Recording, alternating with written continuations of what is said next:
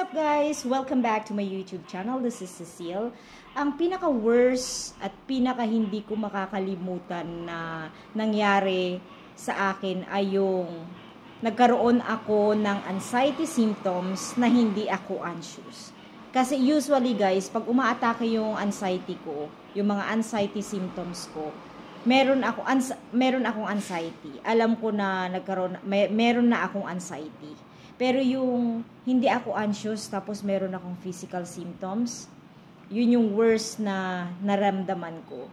Actually guys, merong mga episode sa akin. Ito yung mga after na nung unang atake sa akin. Siguro mga pang-apat na atake sa akin ng anxiety ko is yung nagkaroon ako ng panic attack sa bahay.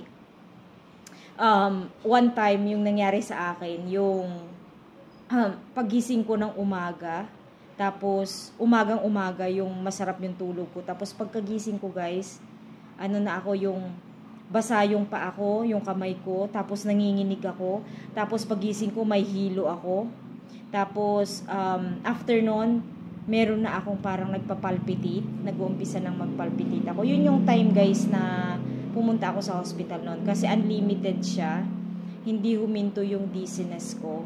Tapos, yung kalamnan ko, yung buong katawan ko, parang napagod. Parang pagod na pagod, ganon. Tapos, that time guys, gusto kong magpa-confine noon. Kasi parang feeling ko, anxiety ba to? Or parang hindi.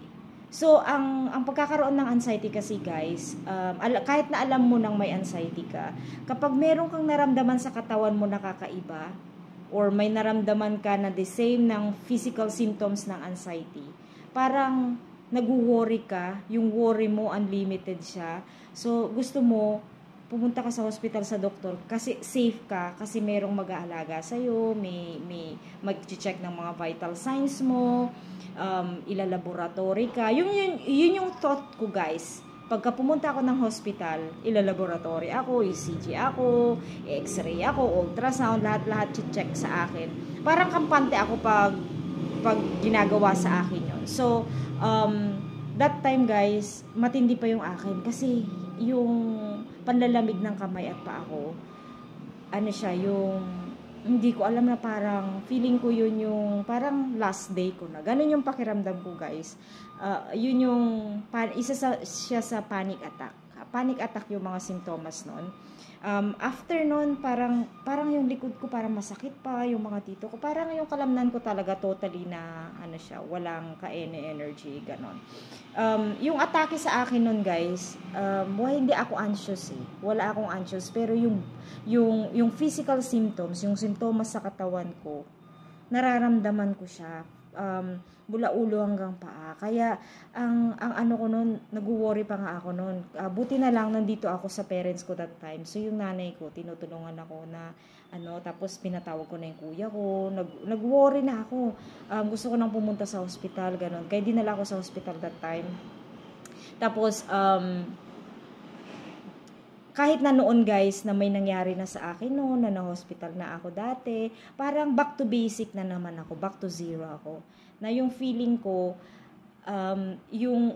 parang feeling ko hindi ko alam yung about anxiety. Ganun yung pakiramdam ko. Pag umatake yung physical symptoms ng anxiety, especially pag hindi ako anxious, yun yung back to basic, back to zero na naman ako. Kaya ako guys, nag-share ako sa inyo ng some ideas at saka yung karanasan ko, kasi gusto kong malaman din ninyo na yung mga nararanasan nating body symptoms for many years or months or days, umuulit-ulit, tapos nadadagdagan. Pag umulit, nadadagdagan. So, pag umulit siya ulit, parang first time mo ulit. Kaya yung nangyari sa akin noon, pag ganon, hindi ako anxious, tapos may mga physical symptoms ako, parang may iba akong sakit. Yun yung nasa isip ko, yun yung thought ko.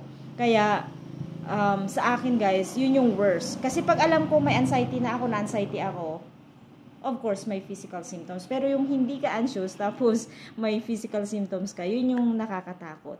But anyways, yung sa akin guys kasi, yung sa mga naranasan ko, kahit na hindi ako i-allow ng doktor na i-confine ako kasi wala namang lumalabas doon sa laboratory ko or sa medical record ko na negative.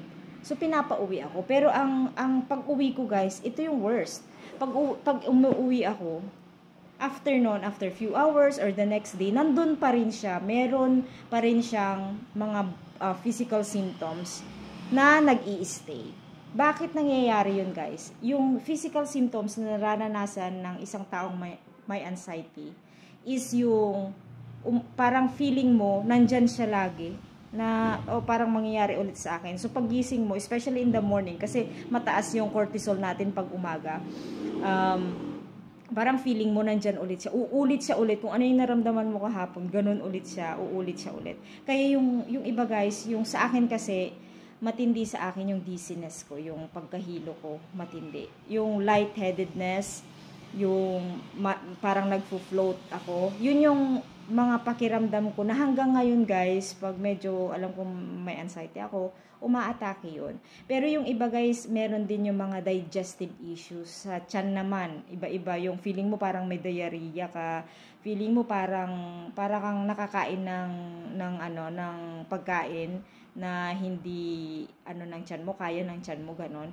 Yung iba digestive issue, yung iba naman headache, matindi yung headache nila.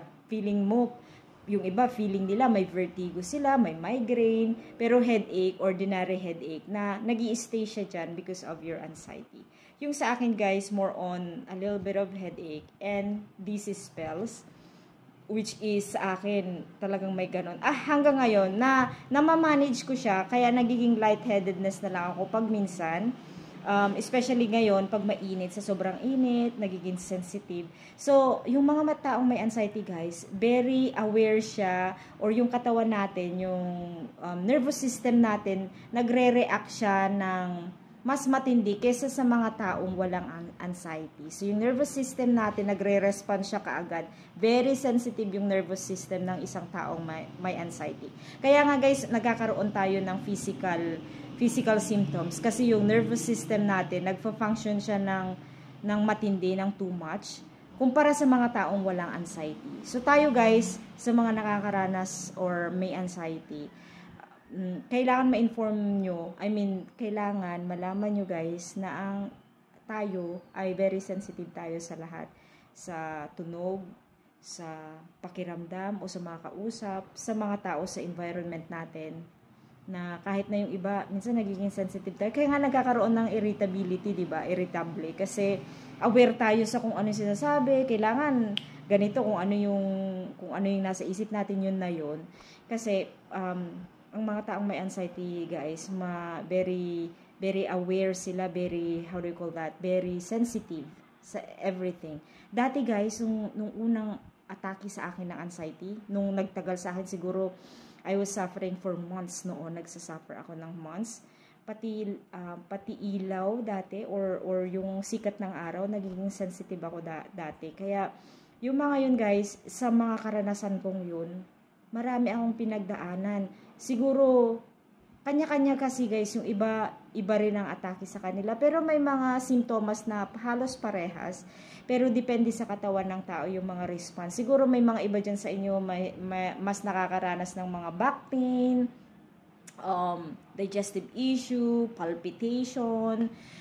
Yung iba guys, matindi yung iba, yung isang friend ko, matindi yung palpitation niya, talagang bonggang-bongga yung palpitation niya. Sa akin guys, umatake yan siguro 3 times kung naramdaman yung palpitation.